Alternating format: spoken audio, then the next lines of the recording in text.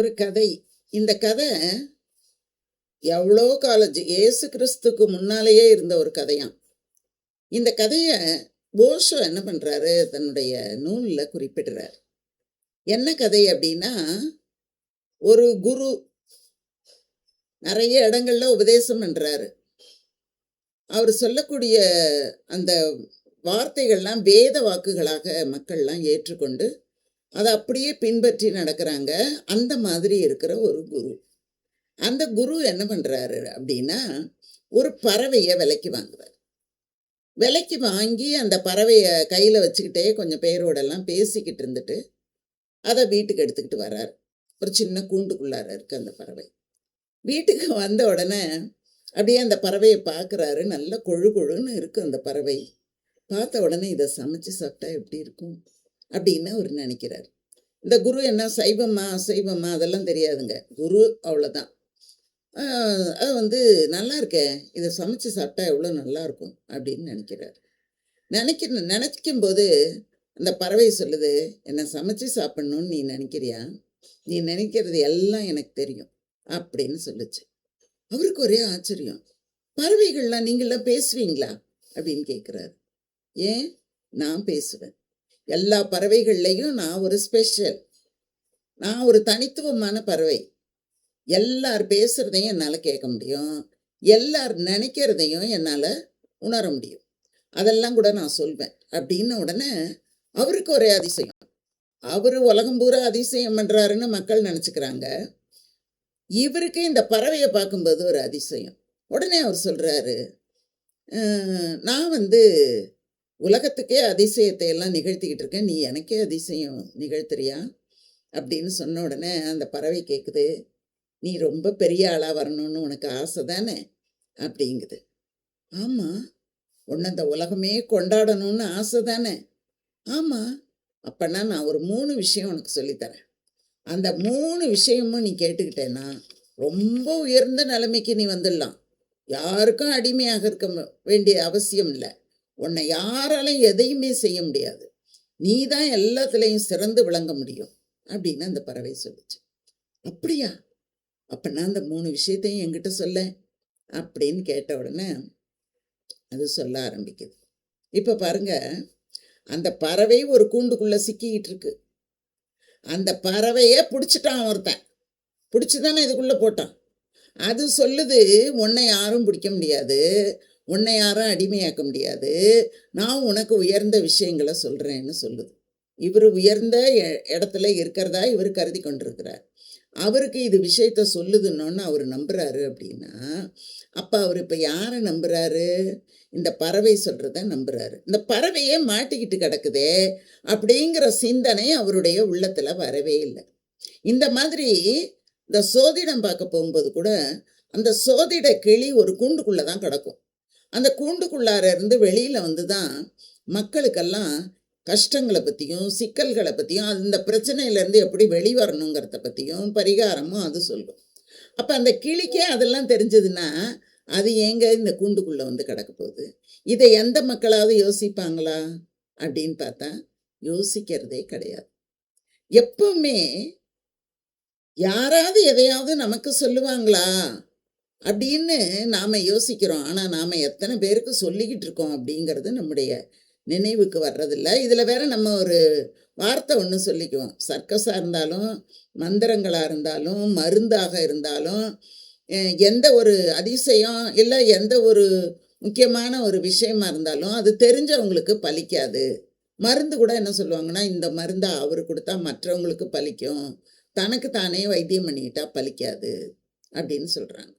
அதே மாதிரி மந்திரங்களை மற்றவங்களுக்கு சொல்லி கொடுத்தா பலிக்கும், அந்த மந்திரத்தை அவங்களே பயன்படுத்தினா பலிக்காது. அது என்னங்க அதிசயமாக இருக்குது? அடுத்தவங்களுக்கு சொன்னால் நடக்கும், நமக்கு சொன்னால் நடக்காதா அப்படின்னா அப்போ அதில் எங்கே இருக்குது உண்மை? அதை நம்ம என்னைக்காவது யோசிக்கிறோமா? நான் அடுத்தவங்களுக்கு தான் அதெல்லாம் செய்ய முடியும், எனக்கு செஞ்சால் அது பலிக்காதுன்னு சொன்னால் உடனே நம்ம நம்புகிறோமா இல்லையா? எல்லாமே அப்படிதான். இந்த ஜோசியக்காரவங்களும் சொல்லுவாங்க, அது எங்களுக்கு பலிக்காது ஆனால் உங்களுக்கு பலிக்கும். அது எப்படிங்க? நெருப்புன்னா எனக்கு அந்த நெருப்பு, அந்த ஒரு தீக்குச்சின்னு எடுங்க, அந்த தீக்குச்சி எரிஞ்சாதான் அடுத்த தீக்குச்சியை எரிக்க முடியும். அந்த தீக்குச்சியே எரியலைன்னா அடுத்ததையெல்லாம் எப்படி எரிக்க முடியும்? தனக்குத்தானே அது பளிச்சிக்கல அப்படின்னா அடுத்தவங்களுக்கு அது எப்படி பலிக்கும்? இந்த மந்திரிக்கிறதும் அப்படிதான். அவங்கவுங்க மந்திரிச்சுக்கிட்டா பலிக்காது, அடுத்தவங்களுக்கு மந்திரிச்சா பலிக்கும். இப்படி சொல்லி சொல்லி நம்மளை என்ன பண்ணிடுறாங்க அப்படின்னா மூளைச்சலவை பண்ணி வச்சிடுறாங்க. அதுக்கப்புறம் நாம் என்ன பண்ணுறோம், இதெல்லாம் நிஜம், அவங்கவுங்களுக்கு சொன்னால் பலிக்காதுப்பா, ஆனால் அது அடுத்தவங்களுக்கு பலிக்கும் அப்படின்னு நாம் நம்புகிறோமே. அது எப்படி நம்புகிறோம்? ஒரு சோறு இருக்குது, நாம் சாப்பிட்டா பசி தீராது, அடுத்தவனுக்கு போட்டால் பசி தீரும் அப்படின்னா அது என்ன நியாயம்? அது இந்த மாதிரி தான் நாம் என்ன பண்ணிடுறோம், மூளையோடு நாம் செயல்படுவதே இல்லை, உணர்வு நிலையில் நாம் இருப்பதே இல்லை. எப்பவுமே மற்ற பேச்சுகளெல்லாம் நாம் நிரப்பப்படுகிறோமே தவிர உணர்வு நிலையில யோசிப்பதற்கு நாம் மறந்து விடுகிறோம் அப்படிங்கிறத இந்த கதை நமக்கு எடுத்து சொல்லுது. அதுக்கப்புறம் அந்த பறவை கிட்ட அவன் கேட்குறாரு, சரி சரி என்னென்ன விஷயம் நீ சொல்லு, நான் உயர்வடைவதற்கான விஷயங்கள் என்னென்ன நீ சொல்லு அப்படின்னு சொன்ன உடனே அது சொல்லுது, யார் என்ன சொன்னாலும் உடனே நம்பாதேங்குது. அதற்கே அது சொல்லுது, நான் சொல்றத கூட நீ நம்பாதேங்குது. யார் என்ன சொன்னாலும் நீ நம்பாத, அதுவும் முக்கியமா அபத்தமான விஷயங்கள், அந்த மாதிரி விஷயங்களை நீ நம்பவே நம்பாத அப்படின்னு அந்த பறவை சொல்லுது. ரெண்டாவது என்ன சொல்லுது, உன்னால எது முடியுமோ அதை செய், உன்னால முடியாத ஒரு விஷயத்த நான் செய்யறேன் அப்படின்னு நீ தமுக்கடிக்காத, செய்யறதுக்கு முயற்சி பண்ணாத, உன்னால இயலாத விஷயங்களை இயலாதுன்னு விட்டுடு, உன்னால் முடிந்தால் நீ அதை செய், முடியலைன்னா நீ விட்டுடு அப்படின்னு சொல்றாரு. ரெண்டாவது விஷயத்த அந்த பறவை சொல்லுது. அது இல்லாம உன்னுடைய குறைகளை நீ முதல்ல புரிந்து கொள், அதுக்கப்புறம் நீ அடுத்தவங்களை பத்தி குறை சொல்லு. நாம எப்பவுமே அடுத்தவங்களை பத்தி குறை சொல்றதுக்கு தயாரா இருக்கிறோமே தவிர ஏன் மேல என்ன குறை இருக்கு அப்படிங்கிறத நம்ம பார்க்குறோமா? அதை பாரு அப்படின்னு அந்த பறவை ரெண்டாவது ஒரு விஷயத்த சொல்லுது. மூணாவது விஷயம் என்ன சொல்லுதுன்னா, நல்லது செஞ்சுட்டு வருத்தப்படாத. ஆனால் நம்ம நல்லது செஞ்சுட்டு வருத்தப்படுவோம். நிறைய பேர், நான் போய் அவளுக்கு கல்யாணம்லாம் பண்ணி வச்சேன், கடைசியில் பாரு கொஞ்சம் கூட நன்றி கெட்டதாக இருக்குது, அது திரும்பி பார்க்குதா, அதுக்கு நான் படிக்கிறதுக்கு பணம் கொடுத்தேன், நல்லா படிச்சுது, மேலே வந்துட்டுது, இன்னைக்கு திரும்பி கூட பார்க்காம சட்டை பண்ணாமல் போகுதுப்பா, அது இதுக்கெல்லாம் போய் நான் நல்லது பண்ணனே அப்படின்னு நல்லது பண்ணின பிறகு வருத்தப்படக்கூடாது அப்படின்னு அந்த பறவை சொல்லுது. நல்லது நீ பண்ணிட்ட, ஒரு மரத்தை ஒருத்தர் வைக்கிறாரு. இப்போ எங்கள் தாத்தா ஒரு தென்னை மரம் வச்சாங்க, மாமரம் வச்சாங்க, எங்கள் தாத்தா போயிட்டாங்க. ஆனால் அந்த மாமரமும் தென்னை மரமும் நிறைய காய்க்குது. அது யாருக்கு பயன்படுது? அவங்க வம்சாவழிக்கு அது பயன்படுகிறது, அவர்களுக்கு பின்னால் வர்றவங்களுக்கு அது பயன்படுகிறது.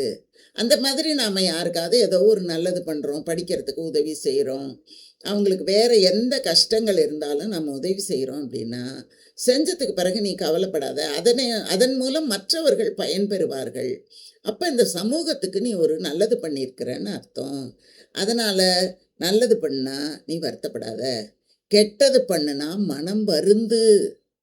யாருக்காவது ஏதாவது கெட்டது பண்ணிட்டோம் அப்படின்னா எனக்கு தெரியும் அவன் என்னை ஏமாத்துவான்னு, அது தெரிஞ்சு தானே நான் அவனை ஒரு வழி பண்ணி வச்சுருக்கேன் அப்படின்னு சொல்கிறவங்க இருப்பாங்க. நிறைய பேர் இன்னைக்கு கூட பில்லி சூனியம் ஏவல்லாம் எங்கெங்கே இருந்து வருது? யாருக்காவது கெடுதல் பண்ணுறது தானே அது. எல்லாருமே சொல்கிறாங்கல்ல, நான் இந்த மாதிரி எனக்கு அவன் கேடு பண்ணான், நான் திருப்பி அவனுக்கு பண்ணிட்டேன், பழிக்கு பழி வாங்கிட்டேன், ரத்தத்துக்கு ரத்தம் அப்படின்னு எல்லாம் நம்ம சொல்கிறோம்ல. அந்த மாதிரி பண்ணாதன்னு சொல்கிறாரு அந்த பறவை சொல்லுது. வருத்தப்படு, யாருக்காவது ஒரு கெடுதல் நடந்துட்டுதுன்னா நீ வருத்தப்படு அப்படின்னு அந்த பறவை சொல்லுது. நல்லதா இருந்தா நஷ்டம் வந்தாலும் கவலைப்படாத அப்படின்னு சொல்லி கொடுக்குது. உடனே அவர் என்ன பண்ணுறாரு, அந்த கூட்டை திறந்து விட்டுறாரு. அந்த கூண்டை விட்டு அந்த பறவை ஓடி போயிடுது. ஓடி போன பிறகு யோசிச்சு பார்க்குறாரு, அந்த பறவையை பிடிச்சிக்கிட்டு வரும்போது ஒரு ஆள்கிட்ட நின்றுக்கிட்டு பேசிக்கிட்டு இருந்தார்ல, இந்த 3 விஷயத்தை தான் அவர் பேசிக்கிட்டு இருந்தார். அங்கே ஒரு கூட்டத்தில் நின்று பேசிக்கிட்டு இருந்தாருன்னு சொன்னோம் பார்த்தீங்களா ஆரம்பத்தில், அங்கே இந்த 3 விஷயத்தை தான் அவர் சொன்னார். அவர் சொன்ன அதே விஷயத்த இந்த பறவை உள்வாங்கி, நான் உனக்கு ஒரு 3 விஷயம் சொல்கிறேன்னு சொன்ன உடனே இவன் கேட்டுட்டு அந்த பறவையை விட்டுட்டான். அப்போ பிழைக்கிறவங்க எப்படி பிழைக்கிறாங்க பார்த்தீங்களா? அவர்கள் சமயோசித புத்தி தான் அவர்களை செயல்பட வைக்கிறது. எப்பவுமே எந்த இடத்துல இருந்தாலும் சமயோசிதமாக எவன் சிந்திக்கிறானோ அவன் நிச்சயமாக வெற்றி பெறுவான். அவன் எப்படியாவது பழச்சுக்குவான். அந்த நேரத்துக்கு தகுந்த மாதிரி நம்முடைய அறிவை பயன்படுத்தி எப்படி அதிலிருந்து விடுபடுவது என்பதை எவன் ஒருவன் கண்டறிகிறானோ அவன் பிழைத்து கொள்வான் அப்படிங்கிறத தான் இந்த கதை நமக்கு சொல்கிறது. உங்களுக்கு பிடிக்கும்னு நினைக்கிறேன். தொடர்ந்து பாருங்க.